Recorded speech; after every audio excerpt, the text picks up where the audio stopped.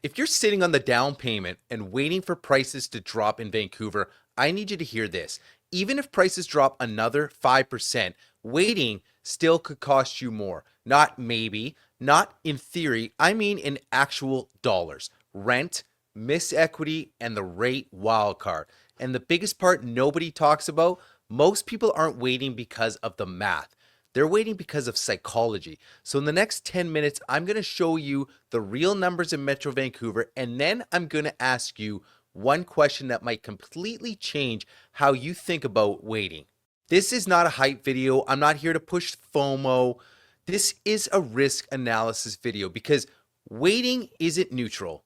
It's a decision and it comes with a price. Let's start with the facts. I'm not giving you the vibes here. I've already done a video of the market update in January 2026, but just to summarize, we had a low sales volume month, 1,100 sales down 28% year over year, almost 31% over the 10-year average, 12,000 active listing, which is 38% above the 10-year seasonal average. And here's the big one, sales to active listing ratio, 9%. That is extremely low. Every 100 homes that are online, 9 sold. And prices, the MLS HPI composite benchmark for all residential properties was just over 1.1 million in Metro Vancouver, 5.7% drop year over year. I'm not going to get into each sub-segment. We talked about that. You can go check out that video, but just to give you guys a summary. So yeah, the market has softened. Buyers, well, it's obvious. They have more choice and sellers have a ton of competition. Now here's the pivot. Soft markets does not automatically mean let's wait. Here's what everyone tends to focus on. What if prices drop another 5%? The market, I think, is still going to continue to go down. So let's run some real numbers. Let's just use the 550,000 condo example I used in the last video. Very realistic for first-time buyers in Greater Vancouver. 5% drop is $27,500. So the waiting plan is I'm going to save $27,500 by waiting. But here's the part most people skip. What does 12 months of waiting cost you? You're renting. So 2-bedroom Vancouver varies depending on the data set and whether it's a purpose-built rental versus rental. But here are the real benchmarks. I'm going to give you guys some real data. CMHC shows Vancouver average 2-bedroom around $2,400 for a purpose-built rental and $2,900 for condo apartments. Also, I found rental.ca shows average a 2-bedroom asking for around $3,200 and change, and that's as of January 2026. So let's be conservative here. Let's call it $2,900. That's $34,800 per year in rent, which means if you're waiting for a 5% drop, $27,000 could easily spend more than that in rent while you wait. And that's before we even talk about the principal pay down, the chance prices actually stabilize, and the rate wildcard, and the fact that waiting turns into longer, a year, 2 years. This is the trap. People compare price drop savings, but ignore time costs. That's the biggest problem. So now let's talk about the wild card that can wreck the whole I'll just wait strategy. And that is the interest rates. Because when you're waiting for prices to drop, you're usually making 2 bets. Number 1, prices to go down. And number 2, rates don't move against you or competition doesn't return. But the Bank of Canada has literally said the environment is unusually unpredictable and that uncertainty is elevated when it comes to the future path of rates. But here's the real risk. If rates drop even a bit, what happens? Well, more buyers qualify. More buyers re-enter, maybe like yourself. More offers come back.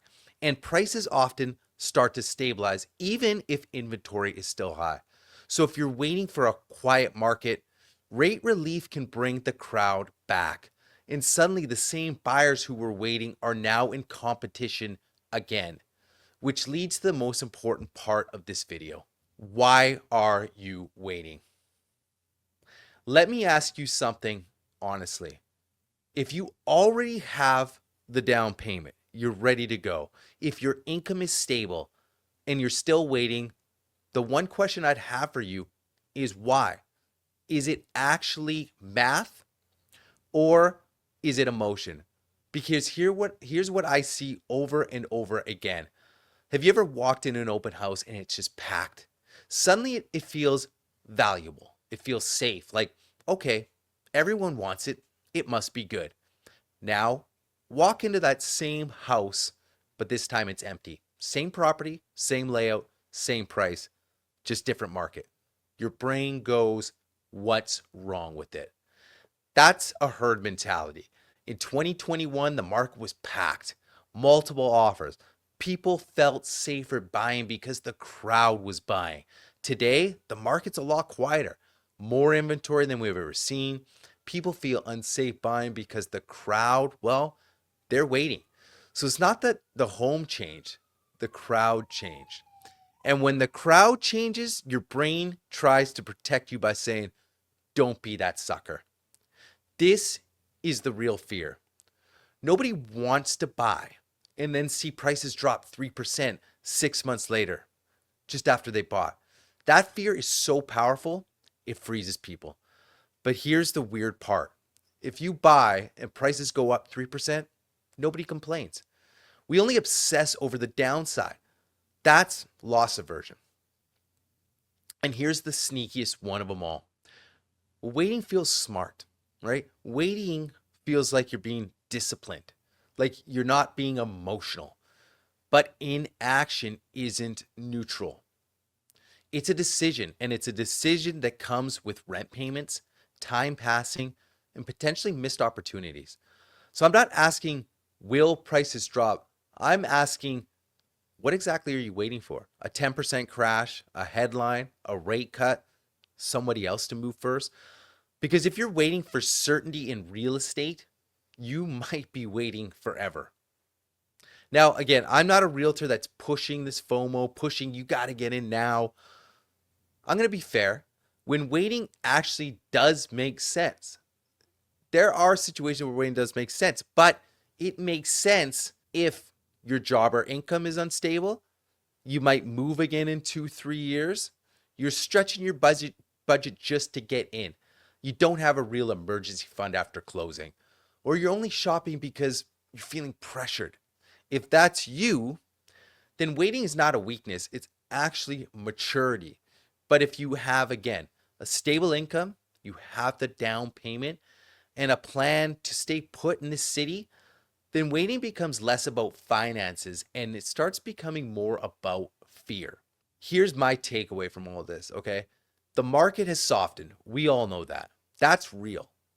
Sales, they're down. Inventory, elevated. And prices, well, they've been under pressure. But the biggest risk isn't buying at the exact bottom. The biggest risk is getting stuck on the sidelines because you're waiting for a perfect signal that never comes. The market doesn't reward the most cautious people. It rewards people who are positioned properly. Here's what I'm going to close with. If you're currently waiting, go ahead, comment waiting below and tell me what you're watching for. I honestly want to hear. Is it prices, rate, recession, job security? And if you want me to run the numbers for your specific situation in Metro Vancouver, comment math and I'll tell you what details you need. I can walk you through it. Again, guys, I do these videos weekly. I'm a real estate agent here in Vancouver. Again, guys, I appreciate you making it to the end of the video, and we'll see you guys in the next video.